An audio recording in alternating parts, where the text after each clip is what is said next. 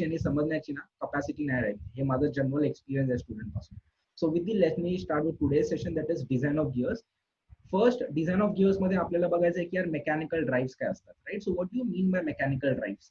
नाव जेव्हा पण आपण एखादा डिव्हाइस, अच्छा मराठी चालेल ना सगळ्यांना, और should I talk in English और हिंदी? नाही सर, मराठी सर. दोघं सर दोघं. ठीक आहे, मी हिंदी वापरतो. Okay Marathi sir, Maharashtra. ठीक है. Listen. So whenever we talk about mechanical drives, if I'm talking about mechanical drives एक ऐसे डिवाइस होते हैं जो हम लोग पावर ट्रांसमिट करने के लिए इस्तेमाल करते हैं और मोशन ट्रांसमिट करने के लिए इस्तेमाल करते हैं. When I'm talking about motion, अगर मैं मोशन के बारे में बात करूं तो you need to understand motion मतलब या तो लीनियर मोशन हो सकता है, या तो रोटरी मोशन हो सकता है, वो क्लॉकवाइज हो सकता है, या तो एंटी क्लॉकवाइज हो सकता है, right. So these are the kind of motion that I'm talking about. तो मैकेनिकल ड्राइव्स का काम सिर्फ दो चीज होता है, एक वो पावर ट्रांसमिट करने में इस्तेमाल करता है, दूसरा मोशन भी ट्रांसमिट कराता है, राइट. तो यहाँ पे एक डेफिनेशन है. Now this definition is not suppose to be learn by you. ये सिर्फ लिखने के लिए मैकेनिकल ड्राइव्स क्या होता है इंग्लिश में लिखा है, मैं पढ़ के बताता हूँ एक बार. A mechanical drive is defined as a mechanism, right. Mechanism क्या होता है, ये कॉम्स में हो चुका है तुम लोग का, which is intended to transmit power. अभी सिर्फ पावर बोलोगे तो गलत हो जाएगा. We have to talk about mechanical power, right. हम लोग इलेक्ट्रिकल पावर के बारे में बात नहीं करें. We are purely talking about mechanical power over a certain distance. Now this is also very important. कितने डिस्टेंस पे हमको पावर ट्रांसमिट करना है उसके हिसाब से मैकेनिकल ड्राइव चेंज हो जाता है. सो this is again a very important part, usually involving change in speed and torque, right. Motion transmit करते वक्त हम लोग स्पीड और टॉर्क ये दो चीजें चेंज करने का ट्राई करते हैं. सो आफ्टर मैकेनिकल ड्राइव्स दो तरीके के होते हैं. पहला मैकेनिकल ड्राइव है which is using friction in order to transmit power. अगर मैं फ्रिक्शन का इस्तेमाल करके पावर ट्रांसमिट कर रहा हूं तो this is a different type. And दूसरा टाइप है मैकेनिकल ड्राइव का जिसमें हम लोग एक्चुअल मैकेनिकल एंगेजमेंट इस्तेमाल करते हैं. Now I would like one of you to answer. Let's suppose Siddhant तू आंसर करायला ट्राय कर की एक अशी ड्राइव्ह सांग, डिव्हाइस सांग जो फ्रिक्शनचा वापर करून पावर ट्रान्समिट करतो over a particular distance. Belt drive, right. Belt drive आणि अजून एक example if you can give. Belt drive is definitely one example. Another example और रोप ड्राइव. ठीक है, बेल्ट ड्राइव और rope drive, these are classic examples of transmitting power by using friction, right. Now again if I'm talking about transmitting power by engagement, म्हणजे एखाद्या डिव्हाइसचा एक part दुसऱ्या part मध्ये engaged आहे, then that way is called as transmitting power through engagement. That example would be obviously gear, right. A gear would be a classic example, or we can also take an example of a chain drive. So these are basic four devices through which we can transmit power. Now in this chapter we have to learn only about this particular part. आपल्याला फक्त gears बद्दल learn करायचं आहे, ठीक आहे. हे belt drive, chain drive ह्या सगळ्या गोष्टी नाही आहेत. We need to talk only about gears. Now before I move further, I want to try to relate some things at least to the real engineering world. मतलब अगर मैं आपके पास आ रहा हूँ, ठीक है, और मैं आपको बोल रहा हूँ कि यार I want to transmit power to a particular distance, right, और मैं आपको डिस्टेंस स्पेसिफाई कर रहा हूँ. तो मैंने डिस्टेंस बोला है कि यार मेरा एक डिवाइस है जिसमें मेरे को पावर ट्रांसमिट करना है at a distance of let's say 6 metre, और एक दूसरा डिवाइस है, दूसरा एप्लीकेशन है जहाँ पे 1 मीटर के आसपास डिस्टेंस पे बीच में मुझे पावर ट्रांसमिट करना है, और ज्यादा पावर नहीं, कम पावर है. तो टेल मी आउट ऑफ पहले वाले एप्लीकेशन के लिए इन चारों में से कौन सा इस्तेमाल कर सकते हैं? बेल्ट. ओके, सो बेल्ट वाला, राइट. नाउ इस्तेमाल मैं सभी कर सकता हूँ, बट एज एन इंजीनियर हमें पता है कि यार ये सबसे ज्यादा कन्वीनियंट होगा. बेल्ट ड्राइव या रोप ड्राइव में ज्यादा स्तर से इस्तेमाल कर सकता हूँ. अगर बेल्ट, अच्छा जो 1 मीटर का डिस्टेंस है उसमें कौन सा इस्तेमाल कर सकते हैं? चेन ड्राइव इस्तेमाल कर सकते हैं. Gear drive again would not be recommended because gears बहुत ज्यादा बड़ा लगेगा और बहुत ज्यादा पैसा खर्च हो जाएगा, बिकॉज़ बड़ा गियर्स मैन्युफैक्चर करने में बहुत ज्यादा पैसा जाता है. We can again also use belt और rope drive, but belt drive में अगर मेरे को स्पेसिफिकली कौन सा इस्तेमाल करना है तो I will be using we belt drive. We belt drive होता है, पता है, राइट. ये वाला this example over is a flat belt drive. हम लोग कौन सा इस्तेमाल करेंगे? We belt drive, because we belt drive shorter distance के लिए इस्तेमाल कर सकते हैं, right. So that's a very simple application classification I would say of mechanical drives, और हम लोग सिर्फ इसके बारे में बात करने वाले हैं, राइट. कहाँ पे कौन सा इस्तेमाल करना है वो भी पता होना चाहिए. अच्छा, मैंने एक लेट्स सपोज मैंने एक आपको और एक क्वेश्चन पूछ लिया कि आई वांट, ये वाइवास में पूछ सकते हैं कि मुझे है ना I want to transmit, I want to transmit power, but I don't want any loss of power. तो मुझे ऐसा डिवाइस बताओ जो पावर ट्रांसमिट करेगा और कोई लॉसेस भी नहीं होंगे, और मतलब ऑलमोस्ट 99% वो पूरा का पूरा Gear. Gear drive system. Gear. Right, so definitely go for gear, right. तो और एक मेरे को बताओ, अगर मैंने आपको पूछा कि मेरे को है ना कॉस्ट बहुत कम रखना है, तो कौन सा इस्तेमाल करना चाहिए? Chain. Pulley. Chain. हाँ, तो अगर मैंने बोला पावर भी ज्यादा ट्रांसमिट करना है बट कॉस्ट कम हाँ, गो फॉर चेन। तो now you are actually getting ये डिजाइन का पार्ट जो है ना, डिजाइन का पार्ट, इफ यू रिमेंबर, बहुत सारे मेरे स्टूडेंट्स डिप्लोमा से है, तो इफ यू रिमेंबर मैंने I think did I taught you DME, design of machine element, RSC सिखाया था. RSC. RSC, MQE आणि ऑटोमोबाईल डीएमई शंकर बस. सरांनी शिकवलेला। नाही 3 सब्जेक्ट शिकवलेले. अच्छा, anyway, but in every design procedure, कुठली पण डिझाईन प्रोसिजर असते ना, it will always start from understanding the need, ठीक है, वो डिजाइन करने का नीड क्या है। तो whenever you go get into industry, again you have to first identify the need and accordingly you need to select the device. So we'll be talking about specifically gears. Now let's talk about gear drive specifically. तो एक gear क्या होता है? Gear is nothing but एक simple सा disc है, right, metal का, इसके ऊपर मैंने एक एक्सट्रूडेड मेटल का पार्ट लगा दिया। Now this looks like a cam, right, एक सिंगल कैम जैसा दिखाई देता है। ऐसे बहुत सारे कैम अगर मैंने लगा दिए तो this will be nothing but a gear. और ये मैंने रेड में क्यों मार्क किया है, जिसे थोड़ा सा समझ लेना। जो भी पार्ट मैंने ऐसा रेड में हाईलाइट किया ना, आई विल टेल यू कैसे मैंने प्लान किया है। सो जो भी पार्ट रेड में ऐसा हाईलाइटेड है बॉक्स, पिछला बॉक्स देखोगे तो वो रेड में हाईलाइटेड नहीं था, because this will not be asked in any of your exams, neither in your UT non your main. ये वाला जो क्वेश्चन है वो आपके ये जो यूनिट टेस्ट है उसमें पूछा जा सकता है। तो what are gears? Gears are defined as toothed wheels, बस, or multi-lobed cams which transmit power and motion from one shaft to another by means of successive engagement of teeth, right? So that's a simple definition of gear drive. Now gear drive के advantage क्या होते हैं? Let's talk about one by one. और मैं I don't want you people to memorize anything. समझ के करेंगे तो बहुत ज्यादा आसान है। Now you tell me, पहला, पिछले स्लाइड में मैंने गियर के बारे में बहुत अच्छी बात बोली थी, advantage. What was that advantage? Maximum power transmission.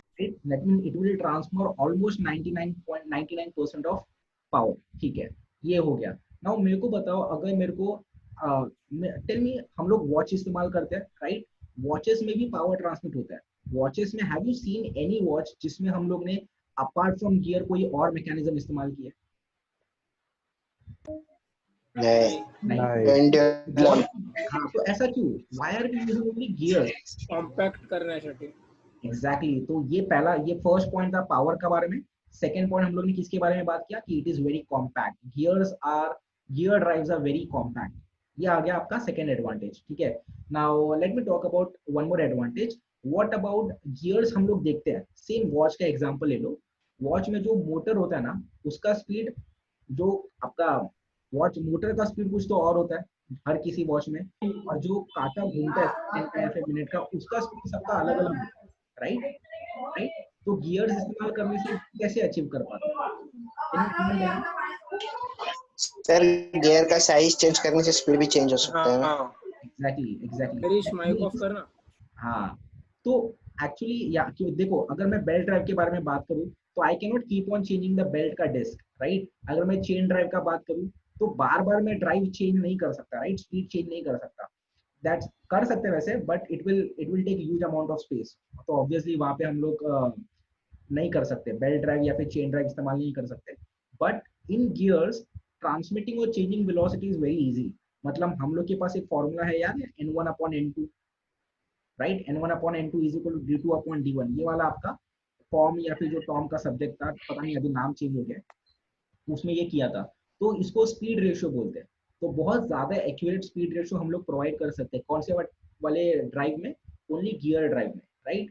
So these three are the basic advantages that you can definitely tell in each and every type of gear, right. अच्छा, अपार्ट फ्रॉम दीज, अभी ये तो हम exam में याद करने का जरूरत नहीं, आपको डेफिनेटली आ जाएगा। Apart from this, any other example, any other advantage that you think की गियर ड्राइव्स की वजह से होता है? एक हो गया पावर ट्रांसमिटिंग, दूसरा होता है कॉम्पैक्ट है, दूसरा है वेलोसिटी बहुत अच्छे से ट्रांसमिट करते हैं। Anything else? Less maintenance. Less नहीं है, लेस मेंटेनेंस नहीं है। देखो बेल्ट ड्राइव के साथ अगर कंपेयर करूं तो बेल्ट ड्राइव में कभी भी मेरे को लुब्रिकेंट डालना नहीं पड़ेगा, राइट? बट मेरे को गियर ड्राइव में मेरे को लुब्रिकेंट डालना पड़ेगा, राइट? बेल ड्राइव को लगता ना सर ग्रीस, क्या क्या? बेल ड्राइवला लागतं ना, ग्रीस लागतं अरे ना. ग्रीस लावलं तर स्लिप होणार. नाही लागतं रे. हा नाही रे गप. बाबा हळूहळू जॉ वरता खळू लेक्चर झालं भाई. स्वप्नील माहितीये ना आपण ग्रीस लावायचो. अरे हो सर आम्ही लावायचो थोडंफार. सर आम्ही ग्रीस लावायचो. ठीक आहे. Now what will happen is there will be a problem of slippage. I don't know, कदाचित तुमचा जो पुली होता ना त्याला ग्रूव्ज असतील, ठीक आहे? नाही सर, व्ही बेल्ट नाही होता. सर केटी त्याचा प्लेट होता. हा सर, आपलं याची हे असतं ना, हे जे असतं ना एअर हँडलिंग युनिट, त्याच्या आतमध्ये त्याच्या आतमध्ये जो रोट हे असतो, काय बोलतात त्याला, रोटर काय बोलतात? हे जाऊ दे बाबा, नाही लावत बोलले संपली ना गोष्ट. Anyway, I have not seen that. Okay, ठीक है. Anyway, but these are the basic advantage जो तुम लोग कभी भी लिख सकते हो, right? So let me display some other advantages. So first of all, it is positive drive, that is velocity ratio remains constant. Velocity ratio remains constant का मतलब क्या होता है? अगर मैंने बेल्ट ड्राइव इस्तेमाल किया है तो sometimes what happens is there is a slippage.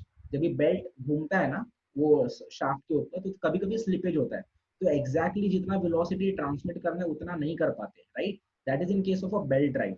But gear drive में अभी ऐसा कभी नहीं होता है. So there velocity remains will always remain constant. मतलब अगर यहाँ पे मैंने 20 आरपीएम दिया है और यहाँ पे 40 जाना चाहिए, तो हमेशा यहाँ पे 40 आरपीएम का ही स्पीड जाएगा. सो that is one advantage, that is velocity remains constant, velocity ratio remains constant. The centre distance between the shaft is relatively small, it will making it compact, जो आप लोग ने पहले ही बोल दिया. It can transmit large amount of power. This is one of the most advantage part of gears. मतलब बहुत ज्यादा पावर अगर मैकेनिकल पावर ट्रांसमिट करना है तो गियर्स ही आपका ऑप्शन है. दूसरा कोई भी मैकेनिकल ड्राइव आप इस्तेमाल नहीं कर सकते, right? Chain drive, belt drive are not useful. The efficiency के बारे में बात कर लिया, that is 99%. It can transmit motion at a very low speed. Now घड़ी का जो एग्जांपल हम लोग ने बात किया, that was a very clear example where बहुत ही कम स्पीड मध्ये मेरे को अगर ट्रांसमिट करने तो वो भी पॉसिबल है, राइट? ठीक है, दर्शन पर अब कोई तो है. एनीवे, अभी इसका ये लो वेलोसिटी का ना एक बहुत क्लासिक एग्जांपल मैं देता हूँ. गियर्स नहीं, तुम लोग ने ये वाला सीमेंट मिक्सर वाला देखा है? सीमेंट मिक्सर वाला ट्रक देखा रहेगा ना. सीमेंट मिक्सर का जो ट्रक होता है ना, वो जो बड़ा वाला ढांचा होता है जिसमें सीमेंट डाल के मिक्स करने का ट्राई करते हैं हम लोग, वो बहुत स्लो रोटेट होता है. बट उसी के बाजू में ना नीचे you can see a disc जिसके ऊपर रबर लगा रहता है, वो बहुत कंपैरेटिवली ज्यादा फास्ट मूव करता है, राइट? सो होता क्या है कि एक वेलोसिटी से अगर मेरे को बहुत कम वेलोसिटी जाना है, जिसको वेलोसिटी रिडक्शन बोलते हैं, so that is only possible in terms of when we are using gear drive, right? And lastly, a provision can be made in gearbox for shifting gears. Now ऐसा नहीं कि हम लोग ये सिर्फ गियर्स में ही कर सकते हैं, बेल्ट ड्राइव में भी पॉसिबल है. हम लोग बेल्ट ड्राइव में भी करते हैं, चेन ड्राइव में भी हम लोग ने देखा है, जो नॉर्मल साइकिल का चेंज होता है उसमें भी गियर शिफ्टिंग चलता है. बट गियर बॉक्स जब भी हम लोग गियर का बात करते हैं ना, तो हाई स्पीड में ये वाला बहुत ज्यादा एफिशिएंट होता है. मतलब अगर बहुत ज्यादा सोचो ना, एक गाड़ी का स्पीड कितना होता है और अचानक हम लोग स्पीड चेंज करते हैं, गियर चेंज करते हैं. So that is mostly possible only in terms of gear drive. So these are the advantages of using a gear drive. Now what I want you to do is, इसका आपको notes मिल जाएगा, not ऐसा कुछ ये नहीं है. If you want you can just take a snapshot, ठीक है? I will create separate notes. I don't want, मैं नहीं चाहता कि यार यही उठा के तुम लोग नोट्स बनाओ, ऐसा नहीं है. I will make different set of notes for you, proper aligned रहेगा वो. सर स्टडी कशातून करायचं पण? बुक्स नाही, काही नाहीये. हे लेक्चर्स आपण करतोय ना स्वप्नील, हे मी लेक्चर्स रेकॉर्ड करून ठेवेल. दॅट इज वन रिव्हिजनचा पार्ट होऊन जाईल. आणि नोट्स मी तुम्हाला by the end of one chapter मी ऍटलीस्ट त्या चॅप्टरचे नोट्स प्रोव्हाइड करायला ट्राय करेन. Okay okay okay. सो ते सॉर्ट आउट होऊन जाईल, आय होप, राईट? सर म्हणजे ऑनलाईन बुक्स आहेत का कुठे, म्हणजे की आम्ही स्टडी करू शकतो? आहेत माझ्याकडे भंडारी आहे. आता मी लेक्चर संपला ना की तुम्हाला भंडारी मी पाठवतो. माझ्याकडे स्टुडंट आहे सोम्याचा, त्यांनी एक गुगल ड्राईव्हची लिंक शेअर केली आहे, त्याच्यावरती सगळे बुक्स आहेत मेकॅनिकलचे, आपल्याला जे हवेत ना सगळे बुक्स आहेत ऑलमोस्ट. काम होऊन जाईल, प्रॉब्लेम नाही होणार. But you will require a laptop और अ कम्प्युटर, बिकॉज ना ते प्रॉब्लेम होणार प्रॉपरली दिसणार आहे. हो सर, ठीक है. So let us continue. I hope you understood. Acha, this is written in black and yellow. That means this question comes in the exam. हा तुमच्या युनिट टेस्ट मध्ये यायचे चान्सेस आहेत किंवा येईल युनिट टेस्ट मध्ये, राईट? सो ही फक्त थोडीशी टर्मिनॉलॉजी समजून घ्या. हे जे रेड मध्ये आहेत किंवा असे जे क्वेश्चन्स आहेत ना, they will definitely come in your exams, right? So with this, let me continue for the further part, that is classification of gears. Now, before I say anything, now since you have already gone through diploma and com मध्ये gears part पण झालेला आहे, let me ask Praveen. Praveen बहुत अच्छा बच्चा है. Praveen, you try to answer. What are the different types of gear that you remember? जी पण नावं लक्षात आहे तेवढी सांग बस. Helical gear, spur gear, Right? परत worm and worm wheel. Okay, helical, spur बोला, worm wheel बोला, आणि anything else? आणि नॉर्मल गियर. Normal gear काय असतं? आता Spur gear is a normal gear, right? That normally we see. ठीक है. And one more type of gear is a Idler gear. bevel gear, right? Helical bevel gears, bevel gears, spur gears, and then worm gears, right? ह्यांच्यामध्ये further classification आहे depending upon the alignment, but we don't have to get into those. These are the main types of gears. So let's have a look at them one by one. एक एक करके देखते हैं. पहले बात करते हैं spur gear के बारे में. तो spur gear आपको कुछ इस तरीके से दिखाई देगा. Now spur gear को define कैसे करें? Now you don't have to actually learn the definition का part. बट किसी ने पूछा कि यार स्पर गियर में और बाकी के गियर में फर्क क्या है, तो आई कैन सिंपली से कि स्पर गियर का जो भी शाफ्ट होगा ना, if I am drawing the shaft of spur gear, I can see this spur gear का शाफ्ट एंड दिस टीथ का जो दिख रहा है ये वाला part, they are exactly parallel to each other, right? तो जो भी टीथ हम लोग कट करते हैं in order to create a spur gear, the teeth का profile, the not profile sorry, the teeth का way of cutting, the teeth का axis and the shaft का axis, they both will be always parallel to each other. So that's an example of a spur gear, right? तो ये spur gear है. Spur gear के बारे में और एक अच्छी बात क्या होता है कि it is very easy. It is very easy to manufacture compared to the other gears. Manufacturing spur gears is very easy. इसलिए majority examples या application में आपको spur gear दिखाई देगा, right? One more thing about spur gear is कि यार spur gear कौन से application में इस्तेमाल करते हैं? तो whenever you have a system जिसमें दो शाफ्ट एग्जैक्टली पैरेलली प्लेस्ड किया है एक दूसरे के साथ और दोनों के बीच में आपको पावर ट्रांसमिट करना है, then we'll be using spur gears. Let me show an image to you people. So as we can see over here, यहाँ पे ये दोनों शाफ्ट कैसे हैं? These both the shafts are exactly parallel to each other. So whenever we are having such case, then we'll be using a spur gear का model, right? So that's an example of a spur gear. One more thing, spur gear का जो profile होता है ना, profile, that is obviously an involute profile. One thing that we can see about involute profile over here is ये जो यहाँ पे मेरे को involute दिख रहा है, if I am able to draw, ये जो involute मेरे को यहाँ पे दिखाई दे रहा है, right? This involute का profile will be same throughout the entire width, right? मतलब यहाँ पे अगर मैंने ऐसा एक क्रॉस सेक्शन किया, right? If I am creating a cross section और कट किया तो यहाँ पे भी मुझे ऐसा सेम यही प्रोफाइल दिखाई देगा. तो इन्वॉल्यूट गियर्स का ये खासियत होता है कि किसी भी एक्सेस के यहाँ पे विड्थ पे कट करो, आपको प्रोफाइल सेम दिखने वाला है, राइट?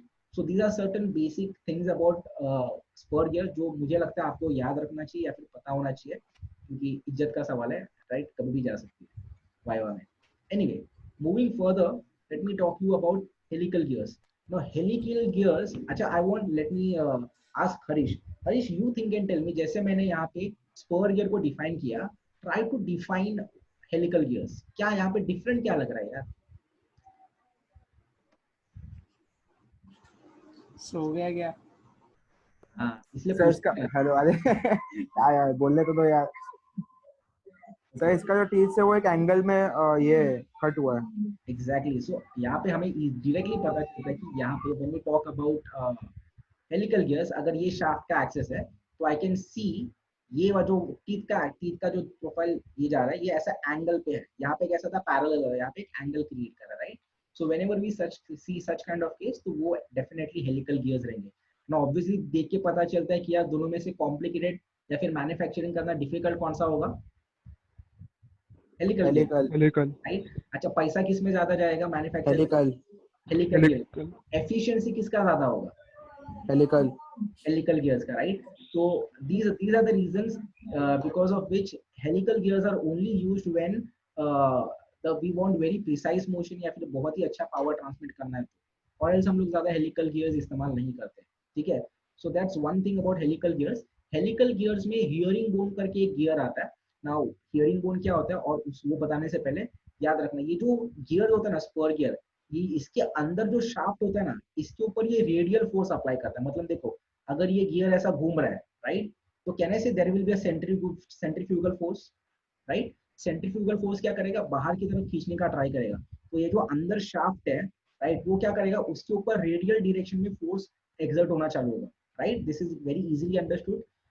जब भी हम लोग हेलिकल गियर्स का बात करते हैं ना, बिकॉज ऑफ दिस हेलिक्स क्या होता है, ये रेडियल फोर्स तो अप्लाई करेगा ही, साथ ही साथ ये वाले डायरेक्शन में थ्रस्ट भी अप्लाई करता है। नाउ ये एक्चुअली दिखाना या फिर विजुअली रिप्रेजेंट करना थोड़ा सा डिफिकल्ट है, but try to understand because of this helical gears, helical structure क्या करेगा, ये आगे के डायरेक्शन में भी थोड़ा सा थ्रस्ट अप्लाई करेगा और रेडियल डायरेक्शन में भी थ्रस्ट अप्लाई करेगा, राइट। तो दो जगह पे फोर्स अप्लाई करने का ट्राई करते हैं। बट लेट्स सपोज अगर मेरे को इसमें ये एक्सियल थ्रस्ट वो नहीं चाहिए, तो what I will do is I use a gear जिसमें डबल हेलिकल हो, मतलब double helical, I am sure तुम लोगों ने देखा रहेगा, ये कैसा ये वाला पार्ट है, तो ये कुछ ऐसा रहेगा और दूसरा वाला पार्ट ऐसा रहेगा। सो डबल हेलिकल गियर्स कुछ ऐसा दिखाई देता है। ये समझ में आ रहा है? वन मोर थिंग, स्पर नहीं गियर के समझा। बारे में जब भी देखा नहीं क्या तुम लोग ने डबल हेलिकल गियर्स? अभी देख, इसको अगर मैंने प्लॉट किया तो इसका कुछ गियर का टूट प्रोफाइल ऐसा दिखेगा, राइट। ये सिंगल हेलिकल गियर है, राइट। अगर मेरे को डबल हेलिकल क्रिएट करना है तो what I need to do is, एक ऐसा हेलिक का प्रोफाइल होगा, दूसरा ऐसा होगा, ठीक है। अच्छा हाँ समझा समझा सर। हाँ, तो this is a double helical gear. इसमें क्या होगा, जो थ्रस्ट आता था ना, इसमें देखो एक ही साइड से थ्रस्ट आ रहा है, राइट। आइदर ये साइड रहेगा या तो ये साइड रहेगा। अभी यहाँ पे क्या होगा, ये दोनों का प्रोफाइल ऐसा है ना, तो वो दोनों एक दूसरे को कैंसिल कर देता है थ्रस्ट प्रोफाइल, और सिर्फ रेडियल फोर्स बच जाता है, right. This is again definitely much more costlier. Now देखो यहाँ पे ऑब्जर्व करो, try to observe this gear. मेरे को ये this is definitely an example of helical gear. ये डायग्राम में से तुम लोग का ऑब्जर्वेशन क्या है, व्हाट कैन यू ऑब्जर्व? मतलब जब भी दो हेलिकल गियर्स मैश करना है, कौन से टाइप के गियर्स होने चाहिए? Should they have same helix angle, और मतलब सेम डायरेक्शन ऑफ हेलिक्स, और different? Different. Sir different. Right, different पता चलता है। स्पर गियर में ऐसा कुछ नहीं होता है। स्पर गियर में ऐसा एंगल बिंगल का कोई टेंशन नहीं है, नॉर्मल सी जैसा इसका प्रोफाइल है वैसा वाला प्रोफाइल रहेगा तो काम चल जाएगा। बट यहाँ पे वैसा नहीं है, अगर ये राइट हैंड वाला पार्ट है तो यहाँ पे लेफ्ट हैंडेड वाला चाहिए मैश, वरना वो मैश नहीं होगा। So this is one more thing to be noticed, जो वाइवास भी पूछ सकते हैं कि यार एक लेफ्ट है तो दूसरा वाला राइट चाहिए कि सेम यूज करेंगे तो भी चल जाएगा। So obviously the answer is no. One more thing, can we use this helical gear if we want to transmit power between two non-parallel shaft? ऐसे दो शाफ्ट है जो पैरेलल नहीं है कंप्लीटली, तो उनके बीच में भी हम लोग इस्तेमाल कर सकते हैं क्या? समझ में आ रहा है क्वेश्चन? काय का परत बोला। सर रिपीट करा क्वेश्चन। My question is कि can we use a helical gear in a situation where the two shafts are not parallel? अब ये नहीं। देखो दोनों शाफ्ट कैसे पैरेलल है, राइट। अगर मेरे पास ऐसा एग्जांपल है कि ये शाफ्ट ऐसा जा रहा है और दूसरा नहीं सर। परपेंडिकुलर है, तो कर सकते हैं क्या? नहीं नहीं। नहीं इस्तेमाल कर सकते, राइट। नहीं, In such a perpendicular case, in such a case we have to use bevel gears. bevel gear. Bevel gears अगर देखोगे तो ये शाफ्ट ऐसा वर्टिकल है, ये वाला हॉरिजॉन्टल प्लेन में है, तो जब भी एट एन एंगल होगे शाफ्ट या तो परपेंडिकुलर होगे, you will mostly go for bevel gears. अभी बेवल गियर्स का ये जो प्रोफाइल दिखाई दे रहा है, राइट, वो आपको ट्रंकेट कोन की तरह दिखाई देगा। ट्रंकेट कोन तो हमको पता है, right, we already know what is the meaning of word cone, right. ये ट्रंकेट मतलब यहाँ से अगर मैंने काट दिया और ऊपर का पार्ट निकाल दिया तो this will become a truncate cone, right. तो हर बीवल गियर आपका कुछ उस शेप में होगा, दैट इज ट्रंकेट कोन। और कभी इस्तेमाल करेंगे whenever the shafts are perpendicular or at a particular angle. Finally we have something called as worm gears. Now worm gears कभी इस्तेमाल करते हैं, बहुत ही इंपॉर्टेंट क्वेश्चन है। worm gears तभी इस्तेमाल करते हैं जब भी हमको रिडक्शन रेशियो बहुत हाई चाहिए।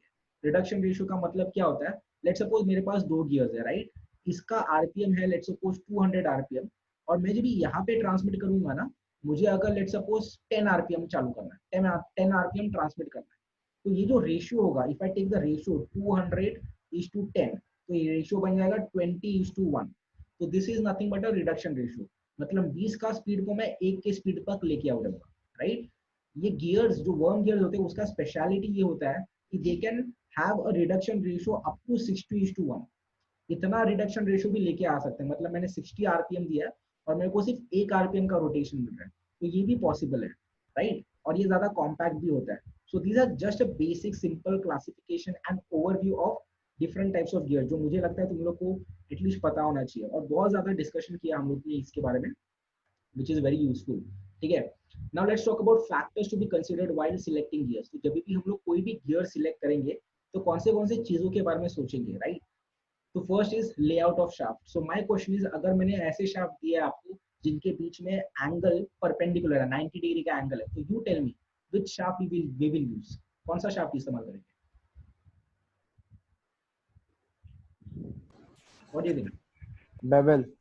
bevel gears, right? So we definitely will go for using a bevel gears. So accordingly ये change होगा. Let's focus on the second aspect, that is speed reduction. मेरे को high speed reduction चाहिए, कौन सा इस्तेमाल करूँ? बेवल। सर लास्ट वाला Last वाला मत बोलो, इसका नाम worm and bevel sir, worm bevel, worm bevel वाला sir, worm bevel sir. pump, right? Power to be transmit, अगर मेरे को बहुत ही high power transmit करना है effectively, तो कौन सा इस्तेमाल करूँ?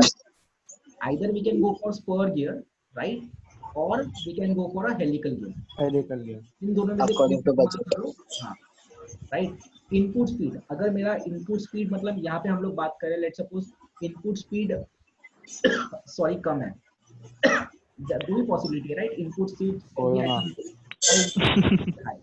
तो इन दोनों में से कौन सा इस्तेमाल करना है? यहाँ पे कौन सा इस्तेमाल, अच्छा मैंने बोला इनपुट स्पीड बहुत हाई है, तो कौन सा इस्तेमाल करना है? बेवल। Bevel, why bevel? उसमें स्पीड रेशियो कम होता ना। बेवल का ऐसा स्पीड रिडक्शन का कोई ज्यादा नहीं है, मतलब वो ऐसा कुछ नहीं, तो सिर्फ वॉर्म गियर में होता है। ठीक है, अभी आप ही देख लो। ऐसा कर सकते हैं, ये यहाँ पे नहीं कर सकते। इनपुट स्पीड फॉर एग्जांपल मेरे को बताओ ना, तुम लोग जो गाड़ी कार्स इस्तेमाल करते हो, हाई स्पीड कार, राइट? उसमें क्या लगता है, जब भी अगर फोर्थ गियर से डायरेक्टली मेरे को थर्ड या सेकंड पे आना है, राइट? इतने हाई पावर्ड, वहाँ पे तो इनपुट डेफिनेटली ज्यादा है, राइट? तो अगर मेरे को स्पीड चेंज करना है, वैसे सिचुएशन में कौन सा गियर इस्तेमाल करते हैं? Helical. Right? Either we can go for Helical. helical or spur gear. So this is again thing that we need to. अगर मैंने बोला कि मेरे को कॉस्ट कम रखना है, तो कौन सा गियर इस्तेमाल करेंगे? So no need to just memorize. एक बार ध्यान देके देख लोगे या फिर थोड़ा लॉजिकली समझ लोगे, आ जाएगा. That is factors to be considered while selecting gears. Right? Now let us do a very simple recap of a thing that you already know. already form में हो चुका है, ठीक है? That is law of gearing. मैं law of gearing वापस एक बार करा रहा हूँ तुम लोग को, right? Let us focus on law of gearing. तो यहाँ पे दो gears है, now इनका shape अगर आप देखोगे तो this is not a standard shape. Standard shape इसलिए नहीं है because यार हम लोग law create कर रहे हैं, तो कोई भी जो law create करता है ना, वो सब चीज के irrespective of shape apply होना चाहिए, इसलिए यहाँ पे random shape लिया है. So we can see there are two gears, one with center O2 and the other is with center O1. इन दो gears जहाँ पे contact हो रहा है, राइट? ये पॉइंट मैंने यहाँ पे ऐसा मार्क करके रखा है, और यहाँ पे मैं एक लाइन ड्रॉ करूंगा, तो आई can see this is the tangent. ये जो लाइन दिख रहा है dotted line, this is acting like a tangent for both these gears, right? जहाँ पे कांटेक्ट हो रहा है, राइट? अभी ये टैंजेंट को मैं एक परपेंडिकुलर ड्रॉ करूंगा, तो ये बन जाएगा मेरा नॉर्मल. टैंजेंट को जब भी परपेंडिकुलर ड्रॉ करते हैं वो बन जाता है मेरा नॉर्मल. now मैं क्या देख रहा हूँ कि ये वाला ऐसा स्ट्रक्चर है, सेंटर्स को ज्वाइन कर देता हूँ मैं, ठीक है? So that I know have a centre distance का वैल्यू, और यहाँ से परपेंडिकुलर ड्रॉ कर लिया, और ये जो पॉइंट है जहाँ पे दोनों सर्कल का दोनों बेस सर्कल या फिर दोनों पिच सर्कल कनेक्ट होने वाले हैं, उसको पिच पॉइंट बोलेंगे. फिलहाल के लिए उसका बात नहीं करते, I just want to revise. तो ये जो पॉइंट है, this point, right? Let's suppose उसको नामकरण कर देते हैं, let's suppose this is point A. तो पॉइंट ए का कुछ वेलोसिटी होगा with respect to this gear that is O2, and उसका वेलोसिटी आल्सो होगा with respect to this second gear that is O1, right? मतलब फॉर्म में याद है तुम लोग को, काइनेमेटिक्स ऑफ मशीनरी में तुम लोग ने ये वेलोसिटी डायग्राम पढ़े थे. वेलोसिटी डायग्राम में इफ यू रिमेंबर, अगर मैं ये गियर के हिसाब से देखूं इस पॉइंट का वेलोसिटी, तो मुझे कुछ और वैल्यू दिखेगा. अगर मैं ये गियर के हिसाब से देखूं तो मुझे कुछ और वैल्यू दिखेगा. ना how many people are able to relate this? अगर नहीं हो रहा है तो नो का सिंबल है, उसके ऊपर क्लिक कर दो. मैं और एक ये बता देता हूँ, मतलब इसके ऊपर थोड़ा और बोल दूँ. अच्छा ठीक है, देखो it's a very simple concept. If these two are the different gears, अगर ये दो अलग अलग गियर्स है, तो मुझे इतना तो पता चलता है कि यार इसका जो आरपीएम होगा वो अलग होगा, इसका जो आरपीएम होगा वो भी अलग होगा. ये तो कॉमन सेंस की बात है कि नहीं? तो दोनों का आरपीएम अलग अलग है, राइट? अभी देखो आरपीएम का बात करूं मैं, तो आरपीएम हम लोग V equal to r omega, ये वाला सबको फॉर्मूला पता रहेगा, राइट? मतलब इसका N2 का वैल्यू अलग है, इसका N1 का वैल्यू अलग है, तो इसका ओमेगा एंगुलर वेलोसिटी भी अलग होगा, और इसका भी एंगुलर वेलोसिटी अलग होने वाला है, राइट? ये समझ में आ रहा है? अभी इसका कुछ ना कुछ रेडियस है, let's suppose this radius is R1 and this radius is r2, right? तो r1 ओमेगा 1 एंड v1, वैसे ही सेकेंड वाले इसका आएगा v2 r2 ओमेगा 2, बराबर है। अभी मैं ये पॉइंट का वेलोसिटी देख रहा हूँ, तो अगर मैं इसके हिसाब से देखूं from the with respect to gear 1, तो मुझे ये जो दिखाई दे रहा है विच इज परपेंडिकुलर, राइट, क्योंकि हमेशा रेडियस और वेलोसिटी परपेंडिकुलर रहता है, तो this will be my v1 और इसका वैल्यू क्या आएगा v1 equal to r1 omega 1, बराबर है। बट अगर मैं O2 के हिसाब से देखूं तो ये वाला मेरा रेडियस है और इस रेडियस के साथ परपेंडिकुलर लाइन बनाने वाला ये वाला मेरा लाइन है, तो यहाँ पे वेलोसिटी आएगा v2, that is v2 is equal to r2 omega 2। Now you think and tell me, मेरा एक तुम लोग सब लोग से एक जेन्युइन सा और सिंपल सा क्वेश्चन है, किसी एक पॉइंट का which is highlighted by blue, can a single point have two different velocity at the same time, is it possible? नहीं, डेफिनेटली ये पॉसिबल नहीं है। इसका मतलब what can we say about v1 and v2? Same है ते तो same होना चाहिए। v1 equal to v2। हाँ, तो अगर v1 और v2 सेम है तो कहने से मेरा ये वाला जो लेफ्ट हैंड साइड का पार्ट है वो सेम है, लेफ्ट हैंड साइड का पार्ट सेम है तो राइट हैंड साइड का भी सेम आना चाहिए। तो अगर राइट हैंड साइड का सेम कंसीडर किया तो I get r1 into omega 1 equal to r2 into omega 2, right. अगर मैंने इनका रेशियो लिया omega 1 upon omega 2, this will be nothing but r2 upon r1। ये समझ में आ रहा है, right? This is nothing but your velocity ratio का फॉर्मूला। ये ओमेगा 1 के बदले में n1 अपॉन n2 भी लिख सकता हूँ, एक ही बात है, वेलोसिटीज के बारे में ही बात कर रहा हूँ। ये इन टर्म्स ऑफ आरपीएम है, ये एंगुलर वेलोसिटी, ये समझ में आ रहा है, राइट? तो लॉ ऑफ गियरिंग का फाइनल रिजल्ट ये था, डेरिवेशन ऐसे नहीं किया है, ठीक है, मैंने बहुत ज्यादा शॉर्टकट मारा और सिर्फ एक कंसेप्ट बता के कर दिया, तो इस डेरिवेशन एनीवे हम लोग को है नहीं यहाँ पे सेमेस्टर में, बट सिर्फ ये फॉर्मूला याद होना चाहिए कि यार n1 upon n2 that is RPM of 1 upon RPM 2 is equal to r2 upon r1। याद रहेगा ये वाला पार्ट, ऑलरेडी हो चुका है तुम लोग को, I just wanted to recap revise इसलिए कहा। डन, आगे बढ़े, law of gearing. Done. Yes, sir. Now let's talk about the most important part of today's lecture, that is different gear terminologies.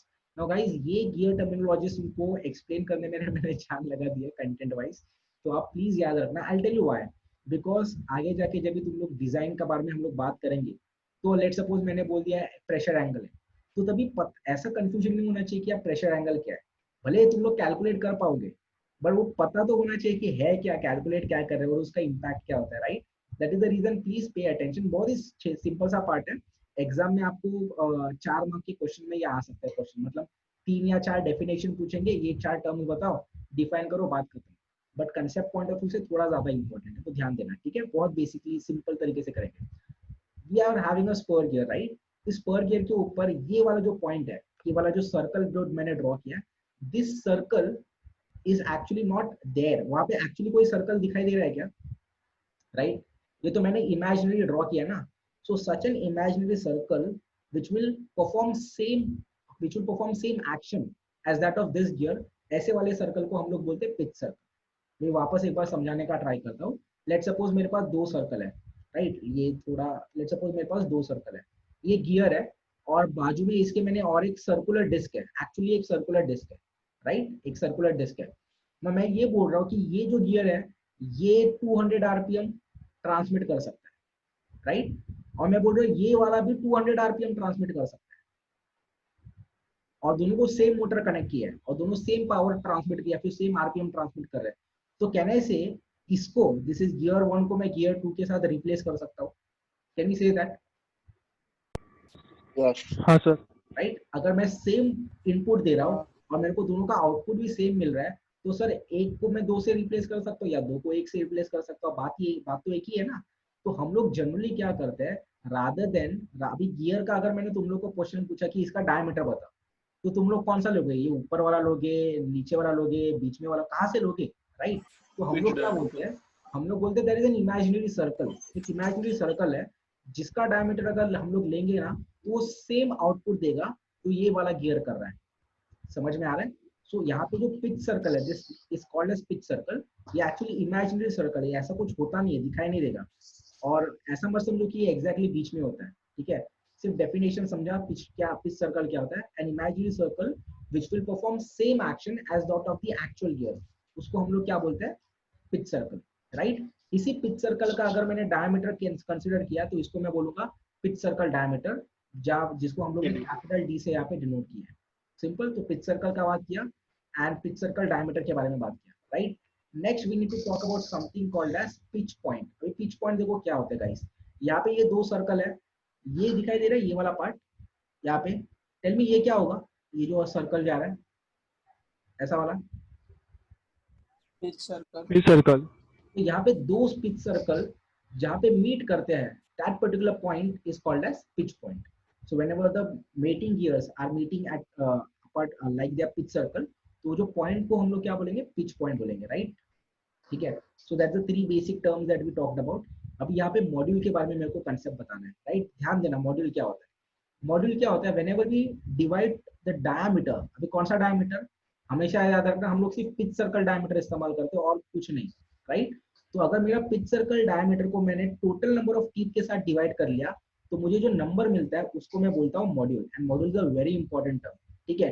क्यों इंपॉर्टेंट है, मैं कोई बता सकता है मॉड्यूल। अच्छा मेरे को बताओ, यहाँ पे देखो अलग अलग गियर्स लिखे हैं, मैंने गियर्स का वैल्यू लिख के रखा है, राइट। तो मैंने अगर तुम लोग को बोला यार मेरे को मॉड्यूल के नंबर से क्या समझ में आना चाहिए, क्या लगता है, what do you think, what can you understand from the number. Module 5 है, 6 है, 10 है, तो क्या समझ में आता है। दोनों के बीच का टीथ के बीच का गैप, दोनों टीथ के बीच में का गॅप समझ में आता है, ठीक है। व्हाट एल्स, मॉड्यूलने आपण डायमीटर फाइंड आउट करू शकतो टीथ काउंट केले तर। ओके। मतलब if I know the value for module, if I know sir किती फास्ट मेश होतो तो ते पण कळतं. किती किती काय किती फास्टली मेश होतात ना ते. फास्टली मेश होणार, फास्टली मेश होतं म्हणजे हा जेवढे नंबर्स टू गियर्स, म्हणजे जेवढे नंबर्स ऑफ स्टेट्स असतील तेवढे. अच्छा, what I'm trying to tell is कि if your, are you trying to take say कि if two gears are having same module then they'll be much more easier to mesh, बरोबर। तर म्हणजे जास्त असतील ना ते तर म्हणजे आय थिंक मला असं वाटतं की म्हणजे फास्टली पॉवर प्रोड्यूस होईल, म्हणजे सप्लाय होईल एकमेकांना. फास्टली पॉवर नाही, स्पीड जास्त असेल ऑब्वियसली। एखादा मोठा गियर असेल तर त्याची टीथच्या मधली स्पीड जास्त म्हणजे जास्त आहे। If the space between the teeth is very high then it will much lower, like So model size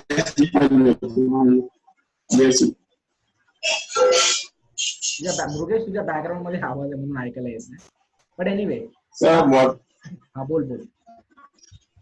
so model size define करतो DLC त्याला इन्व्हर्सली प्रोपोर्शनल टूथ आहे. जेवढे टूथ कमी असणार तेवढा साईज जास्त होत असते, डायमीटर होत असते. बरोबर आहे ना। बघ ना, इफ द मॉड्यूल का value increases the diameter should have also increased, कहते हैं। So obviously he is also right कि it indicates the size, right. But this is how I remember. मेरे को जब भी मैं अगर मेरे को मॉड्यूल का नंबर इंक्रीज हो रहा है ऐसा दिख रहा है तो आई स्टार्ट टू रियलाइज कि the density of teeth is very high, sorry density of teeth is very low.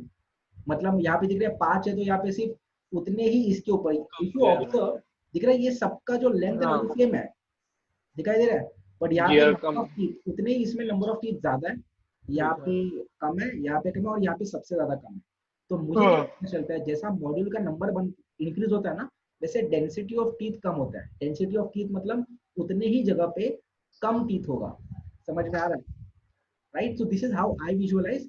तुम लोग जो बोला कि साइज बड़ा होगा वो भी एकदम परफेक्टली करेक्ट है, नथिंग रॉन्ग विद दैट, ठीक है। बट कंफ्यूजन क्या होता है पता है, when I talk about size तो पब्लिक डायरेक्टली डायमीटर के बारे में ही सोचता है। अगर मैंने बोला कि यार गियर का साइज बड़ा है तो डायरेक्टली टीथ के बारे में कोई सोचेगा नहीं। People will think mostly about the size या फिर diameter, right. But module combines the diameter as well as teeth. तो जब मैं टीथ के डेंसिटी के बारे में बात कर रहा हूँ तो ज्यादा रिलेट होता है, right. So that's the important word module. याद रखना मॉड्यूल को डायमीटर, पिच सर्कल डायमीटर या फिर नंबर ऑफ टीथ कैलकुलेट करने के लिए इस्तेमाल कर सकते हैं, right. Now let's talk about some other point. This is definitely the pitch circle. ये पिच सर्कल के ऊपर अगर मैंने किसी भी एक पॉइंट से, let me use a different colour, pitch circle पे किसी भी एक पॉइंट से एडजेसेंट टीथ के ऊपर सिमिलर पॉइंट तक डिस्टेंस मेजर किया। अभी देखो ये वाला टीथ है, let's suppose this is teeth number 1, this is teeth number 1 and this is teeth number 2। Teeth number 1 के यहाँ पे देखो ये ऐसा वाला पॉइंट है, सेम पॉइंट मैंने यहाँ पे लिया और उनके बीच में का अगर पिच सर्कल के ऊपर मैंने लेंथ मेजर किया तो उसको हम लोग बोलेंगे सर्कुलर पिच। क्या बोलेंगे उसको, सर्कुलर पिच। अभी सर्कुलर पिच कैलकुलेट कैसे करेंगे, ये पूरा जो सर्कल है उसका सरकमफरेंस, राइट, पूरे सरकमफरेंस का फॉर्मूला आएगा पाई डी या फिर 2 pi R, either I can write pi D और 2 pi R divide by the total number of teeth, तो मेरे को इतना सा पार्ट मिल जाएगा। ये समझ में आ रहा है? सो ये जो पार्ट जो हम लोग ने यहाँ पे ड्रॉ किया इसको बोलते हैं हम लोग pitch circle, right, circular pitch. Now if you have understood circular pitch, try to answer this question. Let's suppose मैंने यहाँ से सेंटर से डिस्टेंस लिया और मैंने यहाँ पे जाके यहाँ पे रुकाया, ये भी पिच सर्कल है क्या? ये सॉरी, ये भी सर्कुलर पिच है क्या? हाँ सर। राइट, हाँ सर। हाँ, सो डोंट गेट हाँ कंफ्यूज, सर सेम है। किसी भी पॉइंट से चालू करो बट बाजू वाले टीथ पे सिमिलर पॉइंट पे तक ही जाना चाहिए, तो वो भी मेरा सर्कुलर पिच है, राइट। कैलकुलेट कैसे करेंगे, पाई डी अपॉन टी, और डिनोट करेंगे पी सबस्क्रिप्ट सी से, right. So that was about circular pitch. Then we have diameter pitch. Now diameter pitch क्या होता है, जब भी हम लोग टोटल नंबर ऑफ टीथ को अगर मैं पिच सर्कल डायमीटर से डिवाइड करूं तो मुझे मिलेगा मेरा पिक्चर ये diameter pitch, that is P subscript D. Now ये देख के क्या पता चलता है, what can we directly what there is one thing that we can conclude about module के बीच में और डायमीटर पिच के बीच में क्या बोल सकते हैं, what can we say about diameter pitch and module, इन दोनों के बारे में क्या बोल सकते हैं, डायमीटर पिच एंड मॉड्यूल क्या बात है? इनवर्सली प्रोपोर्शनल है। इनवर्सली प्रोपोर्शनल है। तो कभी कभी आपको मॉड्यूल का वैल्यू दे देंगे और बोलेंगे डायमीटर पिच कैलकुलेट करो, तो याद रहना चाहिए कि this is nothing but inversely proportional. And कभी कभी है ना कंफ्यूजन भी होता है, ठीक है। तो मैंने कैसे याद रखा है, पहले पिच और बाद में डायमीटर, तो डिनोमिनेटर बाद में आ रहा है ना, तो डिनोमिनेटर में डायमीटर रहेगा, मॉड्यूल में पहले ही होता है। वैसे अभी बहुत बकवास मेथड है बट यार मेरे को याद रहता है, if you can use your own method, right. So we talked about these particular definitions. अभी गियर नॉमेनक्लेचर ही चल रहा है, राइट भाई। अभी बहुत ज्यादा सिंपल जो टर्म्स होते हैं वो देख के पता चलेंगे, वो बता दो। पहला है face width, late me use a different colour, face width. Face width को हम लोग स्मॉल बी से डिनोट करते हैं। ये जो ऊपर का पार्ट है यहाँ पे फ्लैट, जिसको हम लोग टच कर सकते हैं, इसको बोलते हैं टॉप लैंड, राइट। ये सारे बहुत सिंपल डेफिनेशन है, नहीं पूछेंगे, सिर्फ विजुअली पता होना चाहिए, राइट। फिर बाद में ये टीथ का जो प्रोफाइल है, ये इनवॉल्यूट प्रोफाइल है टीथ का। इस इनवॉल्यूट टीथ के ऊपर अगर मैं ऊपर का जो पार्ट बताऊं, राइट, पिच सर्कल से लेके ऊपर तक का पार्ट, ये वाला मेरा हो जाएगा फेस, उसके नीचे का पूरा पार्ट हो जाएगा मेरा फ्लैंक।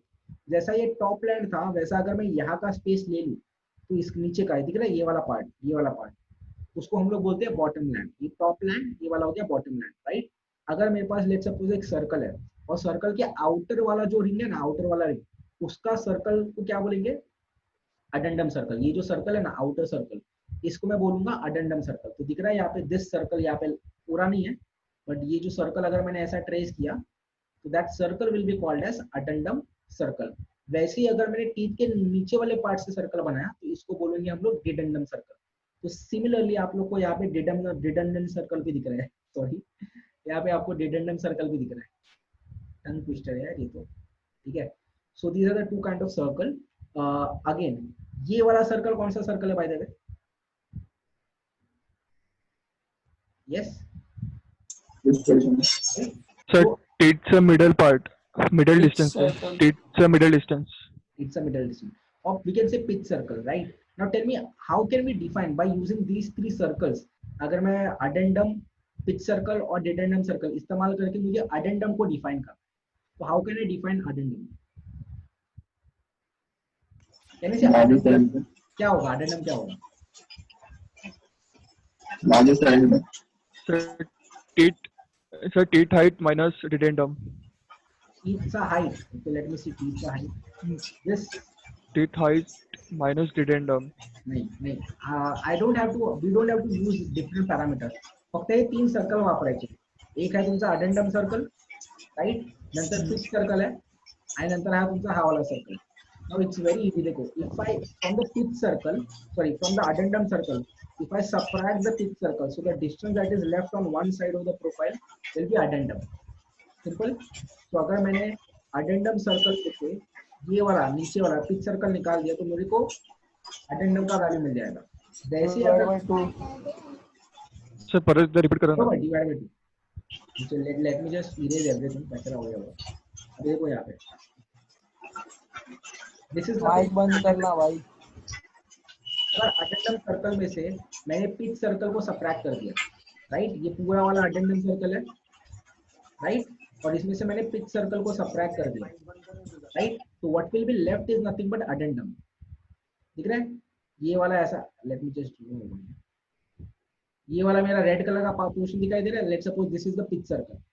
तो बड़े वाले सर्कल में से अगर मैंने ये रेड कलर का सर्कल अगर निकाल दिया तो मेरे पास सिर्फ ऊपर का पार्ट बचेगा, ऑब्वियसली डिवाइड बाय 2 करना पड़ेगा in order to get compensate for both the side, तो ये वाला पार्ट बन जाएगा मेरा एडेंडम, राइट।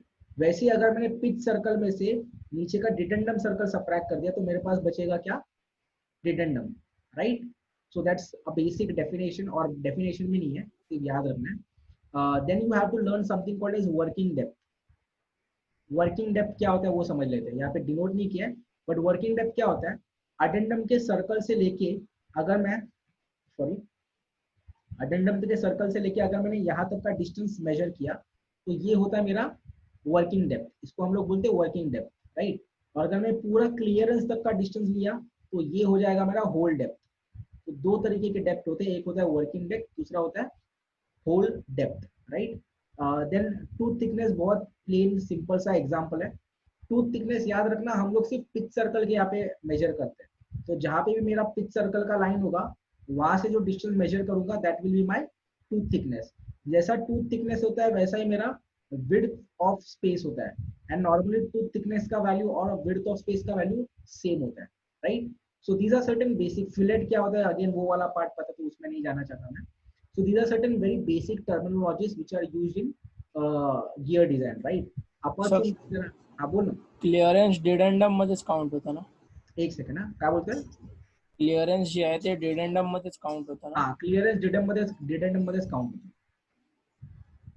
अब हा वाला खालचा पार्ट दिसतोय, हाँ ठीक आहे.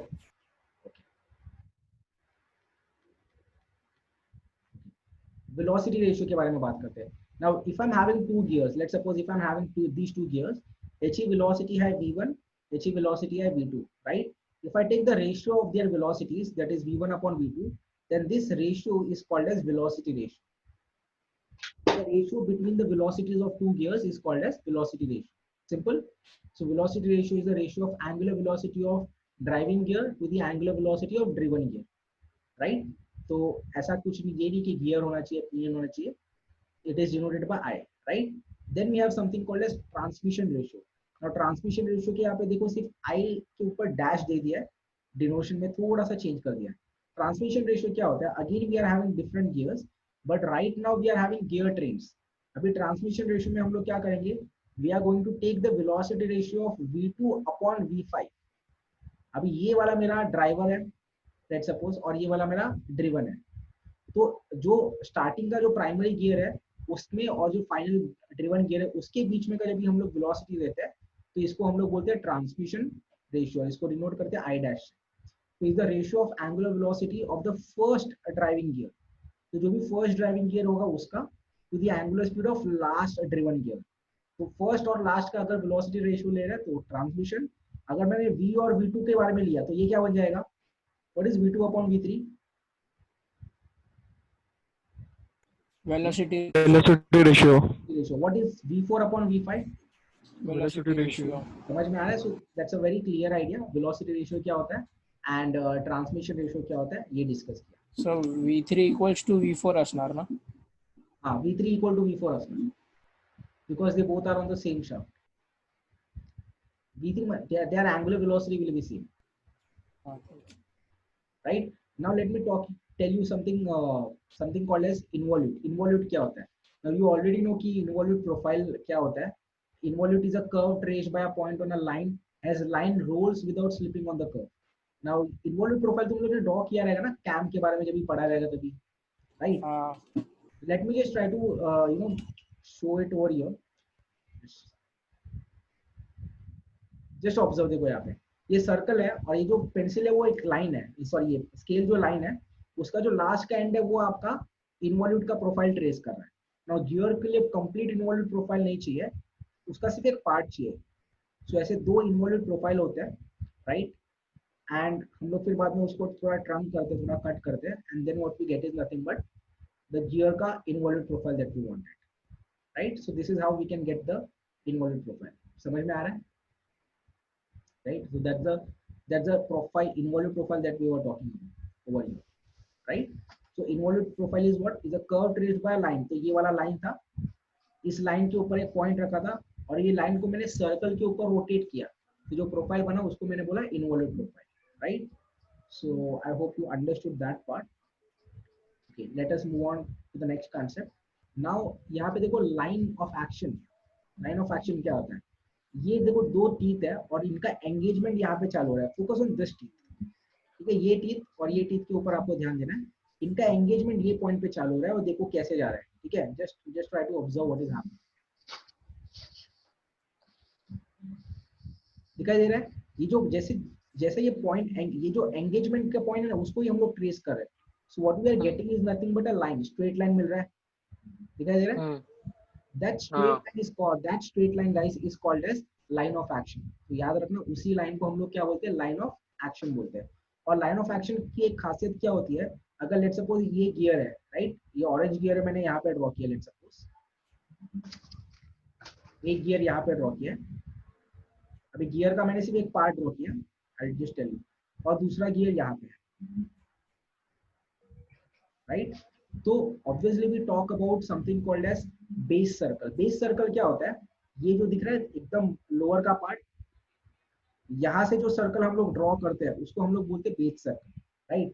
तो बेस सर्कल से अगर मैंने दो टैंजेंट, कॉमन टैंजेंट ड्रॉ किया, if I am drawing a common tangent, तो मेरे को एक ऐसा कॉमन टैंजेंट मिल जाए. कॉमन टैंजेंट पता रहेगा ना सबको, एक ऐसा स्ट्रेट लाइन है. तो ये टैंजेंट, ये जो लाइन है, it is tangent to both the circle. तो ये जो पॉइंट होता है ना, point, this will always pass move only along this. मतलब ये जो पॉइंट था वो पहले यहाँ पे था, फिर यहाँ पे गया. समझ में आ रहा है? फिर बाद में वापस एंगेज. तो जो पॉइंट ऑफ कांटेक्ट है ना, ये वाला, वो हमेशा ये कॉमन टैंजेंट के ऊपर ही मूव करते रहता है. समझ में आ रहा है? तो याद रखना, this is what? This is nothing but line of action. Line of action, याद रखना, this is nothing but this is line of action. ये इतना पार्ट क्लियर है? लाइन ऑफ एक्शन क्या होता है एवरीवन? ये डेफिनेशन नहीं है, बट ये आगे आने वाले डेफिनेशन में इस्तेमाल होने वाला है. आई होप तुमको समझा जाएगा लाइन ऑफ एक्शन क्या है. Let me move further and get to the main part, pressure angle. Now pressure angle बहुत बार जिंदगी में आता है यार. फॉर्म पढ़ते वक्त भी आया था, गियर्स पढ़ते वक्त भी आया था, but I am sure many of you have yet not learn the definition और अंडरस्टूड इट क्लियरली. इसको डिनोट करते हैं हम लोग अल्फा से, या तो इसको प्रेशर एंगल बोलते हैं या तो ऑब्लिक एंगल भी बोलते हैं. जैसे यहाँ पे लिखा है ऑब्लिकिटी एंगल, तो भी चलता है. तो अल्फा से डिनोट करते हैं प्रेशर एंगल को. अभी देखो प्रेशर एंगल क्या है, मैं रीड कर रहा हूँ फिर बाद में अच्छे से समझाता हूँ. A pressure angle is the angle which line of action. Now line of action क्या था मैंने बता दिया, बराबर है? और line of action base circle के, दोनों गियर्स के बेस सर्कल के लिए कॉमन टैंजेंट भी था, ये भी याद रखना, ठीक है? तो line of action, it is what? It is the angle made by line of action. कोई एक लाइन ऑफ एक्शन होगी उसके बीच में with the common tangent to the pitch circle. तो दो गियर्स के जो पिच सर्कल होगे ना, उनका जो कॉमन टैंजेंट होगा, उस टैंजेंट के बीच में और लाइन ऑफ एक्शन के बीच में जो एंगल बनता है उसको बोलते हैं pressure angle. So let us try to understand this with an example, right? तो यहाँ पे let me just first draw. ये जो मैं सर्कल ड्रॉ कर रहा हूँ ना, मेरे को बताना है ये क्या है, राइट? ये सर्कल, ये एकदम जो रूट के यहाँ से लेके जा रहा है, ये सर्कल कौन सा सर्कल? डिडेंडम. ठीक है, डिडेंडम सर्कल बोलो या आपको उसको एकदम लोअर बेस सर्कल बोलो, बेस ठीक है? Circle. Right, now let me use a different line. ये मैंने थोड़ा सा छोटा ड्रॉ किया. अच्छा, राइट, ये इतना वाला पार्ट हो गया. Now now now what? हाँ, अभी देखो ये वाला जो सर्कल है, मैं ब्लू कलर से जो ड्रॉ कर रहा हूँ, ये वाला कौन सा सर्कल है? पिच. राइट, ये पिच सर्कल है. सब लोग एग्री कर सकते हैं, दिख रहा है यहाँ पे, ये पिच सर्कल है, राइट? ये वाला पॉइंट जहाँ पे कांटेक्ट में आ रहा है वो ऑब्वियसली पिच पॉइंट होगा, right? Late me use yellow. ये पॉइंट जहाँ पे कांटेक्ट में आ रहा है वो पिच पॉइंट है. नाउ यहाँ पे क्या बात की हम लोग, कौन से टैंजेंट के बारे में बात कर रहे हैं? Makes common tangent to pitch circle. Pitch circle तो मैंने हाईलाइट कर दिया. अब ये पिच, ये वाला सर्कल जो है, ये वाला सर्कल और ये वाला सर्कल दिख रहा है, ये दोनों सर्कल, इनको दिख रहा है यहाँ पे कॉमन टैंजेंट दिखाई दे रहा है. There is a common tangent to both this circles, ये वाला, right? So this is the common tangent. ये tangent और ये जो लाइन जा रहा है यहाँ से, ये यहाँ पे, राइट, इनके बीच में का जो एंगल है, दिस एंगल ओवर हियर, ये जो एंगल है, this angle is called as pressure, sorry pressure angle, this is called as pressure angle denoted by alpha. ये समझ में आ रहा है? कॉमन टैंजेंट, और ये तुम लोग का लाइन ऑफ एक्शन था कि नहीं, प्रेशर लाइन बोलो या लाइन ऑफ एक्शन बोलो, तो उस लाइन के बीच में और जो कॉमन पिच सर्कल का जो टैंजेंट है उसके बीच में जो एंगल बनता है, इसको हम लोग बोलते हैं pressure angle, which is usually denoted by alpha. ये समझ में आया? अगर सबको समझ में आ रहा है एक बार यस के ऊपर क्लिक कर देना। Hello hello sir. हाँ बोल ना। हा सर मला जावं लागेल सर, मग सगळं जेवायला बसली घरी. ओके ठीक आहे सर, Sorry, sir, sorry. नका येऊ, ठीक आहे, हा सर. मला पण भूक लागली आता. एनिवे असं माझे सगळे बसले जेवायला खाली म्हणून मी बोलतोय. ठीक आहे, झालं ठीक आहे रे. Last, this is the last slide, we are done with the session. Okay thank you. शंकरसाठी थांबला असतास. हा ना. ठीक आहे, चांगली गोष्ट. लेट येतात तिथे आणि लेटच जातात, चांगली गोष्ट है. Anyway, so guys this is all for today. मेरे को एक न्यूमेरिकल भी लेना था, बट पता नहीं वो मैंने डाला था बाद में, लगता है जब भी हम लोग आफ्टरनून में ले रहे तभी सेव नहीं हो पाया. So ठीक आहे जेवा तुम्ही आता. ठीक है. मला पण जायचं आहे. Okay, so if no one is having any doubt just click on no symbol, या फिर कुछ डाउट रहेगा तो हैंड रेज कर देना. If you don't have any doubt just click on no symbol. नाही सर. कळलं तुम्हाला? हो. हा हा हो सर. हा सर. धीरे हा धीरे पाहिलं. slowly I will definitely also get into the numericals and all part, but आज का लेक्चर में मुझे बेसिक कवर करना था, and I actually wanted to show you कि यार ये हम लोग सीखने कैसे वाले. So this is the way I'm going to teach. Numerical चालू करा, आम्हाला बघायचं ऑनलाईन न्यूमरिकल जमता काय आम्हाला. चालू करूया. नेक्स्ट लेक्चर मध्ये आपण न्यूमेरिकल चालू करूया, चालेल? ठीक आहे. वन मोर थिंग, मी हा लेक्चर जेव्हा इंटरनेट वरती अपलोड करेल ना, do invite your friends, because one of, अच्छा एक सेकंड, जस्ट अ सेकंड.